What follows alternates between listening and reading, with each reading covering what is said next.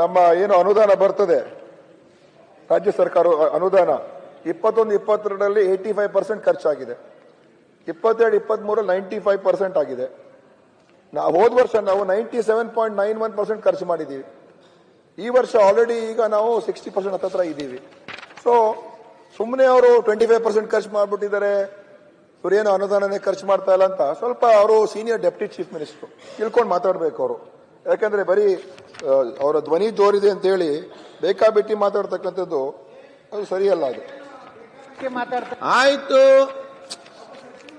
ಕೊಡುವಂತ ಪದ್ಧತಿ ಅಲ್ಲ. ತಾವು ಅದಕ್ಕೆ ಒಂದು ಏನೋ ಆಯ್ತು, ಏನ್ ಹೇಳಿದ್ರಿ ಹೇಳಬೇಕು. ಸಚಿವರೆಲ್ಲ ಅಂದ್ರೆ ನಾವು ಬೇಕಾಬಿಟ್ಟಿ ಮಾತಾಡ್ತೀವಿ, ಬೇಜವಾಬ್ದಾರಿ ಇದೀವಿ. ಅವ್ರು ಬೇಜವಾಬ್ದಾರಿ ಅಲ್ಲ, ನಿನ್ ಬೇಕಾಬಿಟ್ಟಿನ ಮಾತಾಡಬಿಟ್ರಲ್ಲ. ಅವರ ವೈಫಲ್ಯವನ್ನು ಮುಚ್ಕೋಲಿಕ್ಕೆ ಈ ರೀತಿ ವಿರೋಧ ಪಕ್ಷ ಮಾಡೋದು ಸರಿಯಲ್ಲ. ಸರಿ ಬಡಿಸುವ ಮುಂದೆ ಹೋಗ್ಲಿ.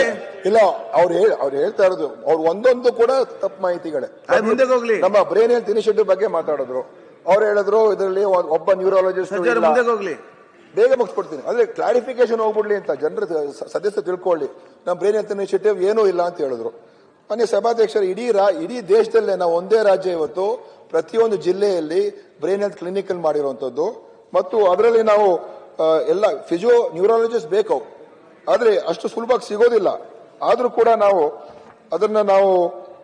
ಒಂದು ಜಿಲ್ಲೆಯಲ್ಲಿ ಫುಲ್ ಟೈಮ್ ನ್ಯೂರಾಲಜಿಸ್ಟ್ ಇದ್ದಾರೆ, ಇನ್ನು 8 ಜಿಲ್ಲೆಯಲ್ಲಿ ಪಾರ್ಟ್ ಟೈಮ್ ನ್ಯೂರಾಲಜಿಸ್ಟ್ ಇದ್ದಾರೆ, ಇನ್ನು 8 ಜಿಲ್ಲೆಯಲ್ಲಿ MD ಫಿಸಿಷಿಯನ್ಸ್ ಹಾಕೊಂಡಿದ್ದೀವಿ, ಫಿಸಿಯೋಥೆರಪಿಸ್ಟ್ ಇದ್ದಾರೆ, ವಾಯ್ಸ್ ಸ್ಪೀಚ್ ಥೆರಪಿಸ್ಟ್ ಇದ್ದಾರೆ, ನರ್ಸ್ ಇದ್ದಾರೆ. ನೀತಿ ಆಯೋಗ ಅವರು ಬಂದು ಕರ್ನಾಟಕ ಮಾಡೆಲ್ ಅನ್ನು ಇಡೀ ದೇಶದಲ್ಲಿ ಮಾಡಬೇಕು ಅಂತ ಹೇಳಿ ಅವ್ರು ಮೊನ್ನೆ ಬಂದು ಹೇಳೋಗಿದ್ದಾರೆ. ಸೊ ನಮ್ಮ ಆ ಒಂದು ಬ್ರೈನ್ ಹೆಲ್ತ್ ಇನಿಷಿಯೇಟಿವ್ ನಿಮ್ಮ ಜೊತೆ ಕೈ ಜೋಡಿಸಿ ನಾವು ಮಾಡಿರ್ತಕ್ಕಂಥದ್ದು.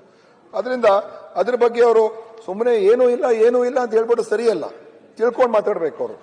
ಮತ್ತು ಇನ್ನೊಂದು ಏನಂತ ಹೇಳಿದ್ರೆ, ಈ ಗ್ರೇಡೇಷನ್ ಇವರು DPCನೇ ಮಾಡಿಲ್ಲ, ಸೀನಿಯಾರಿಟಿ ಮಾಡಿಲ್ಲ, ಇವರು ಟ್ರಾನ್ಸ್ಫರ್ ಕೌನ್ಸಿಲಿಂಗ್ ಅಲ್ಲಿ ಸಮಸ್ಯೆ ಆಗಿದೆ ಅಂತ ಕೌನ್ಸಿಲಿಂಗ್ ಮಾಡಿಲ್ಲ ಅಂತ ಹೇಳ್ತಾ ಇದ್ದಾರೆ. ಮಾನ್ಯ ಅಧ್ಯಕ್ಷರೇ, ಕೌನ್ಸಿಲಿಂಗು ಲಾಸ್ಟ್ ಆಗಿದ್ದು ನೀವಿದ್ದಾಗ, ಅದಾದ್ಮೇಲೆ ಕೌನ್ಸಿಲಿಂಗ್ ನಡೆದೇ ಇಲ್ಲ ನಮ್ಮ ಇಲಾಖೆಯಲ್ಲಿ. ಎಲ್ಲ ಕೂಡ ಬೇಕಾಬಿಟ್ಟಿ ಪೊಲಿಟಿಕಲ್ ಪ್ರೆಷರ್ ಮೇಲೆ ಟ್ರಾನ್ಸ್ಫರ್ಸ್. ನಾವು ಈ ವರ್ಷ ಕೌನ್ಸಿಲಿಂಗ್ ಮುಖಾಂತರನೇ ಆಗಬೇಕು. ಅನೇಕ ಜನರ ಒತ್ತಡ ಇದೆ, ನಮ್ಮ ಡಾಕ್ಟರ್ ಹಾಕ್ಸೋ ನಾವು ಬಿಡ್ತಾ ಇಲ್ಲ. ನಾವು ಕೌನ್ಸಿಲಿಂಗ್ ಮುಖಾಂತರನೇ ಮಾಡಬೇಕು ಅಂತ ನಾವು ಮಾಡ್ತಾ ಇದ್ದೀವಿ. ಅದು ಈಗ ಕೋರ್ಟ್ಗೆ ಹೋಗಿದ್ದಾರೆ. ಕೋರ್ಟ್ ಅವರು ಕೂಡ ಅದನ್ನು ಎಳಿತಾನೆ ಇದ್ದಾರೆ. ಕೋರ್ಟ್ ಅವರು ಯಾವ ರೀತಿಯಾಗಿ ಇದ್ರ ಬಗ್ಗೆ ಯೋಚನೆ ಮಾಡ್ತಾರೋ ಗೊತ್ತಿಲ್ಲ ನನಗೆ. ಯಾಕಂದ್ರೆ ಅಡ್ಮಿನಿಸ್ಟ್ರೇಟಿವ್ ರಿಫಾರ್ಮ್ಸ್ ಮಾಡುವ ಸಂದರ್ಭದಲ್ಲಿ ನಮ್ಗೆ ಎನ್ಕರೇಜ್ ಮಾಡಬೇಕು. ಅದು ಬಿಟ್ಟು ಈಗ ಅವರು ಹಿಯರಿಂಗ್ ಮೇಲೆ ಹಿಯರಿಂಗ್ ಮಾಡ್ತಾನೆ ಇದ್ದಾರೆ. ಆದ್ರೂ ಕೂಡ ನಾವು ಯಾವ ಡಾಕ್ಟರ್ ಟ್ರಾನ್ಸ್ಫರ್ ಮಾಡಲಿಲ್ಲ ಈ ವರ್ಷ.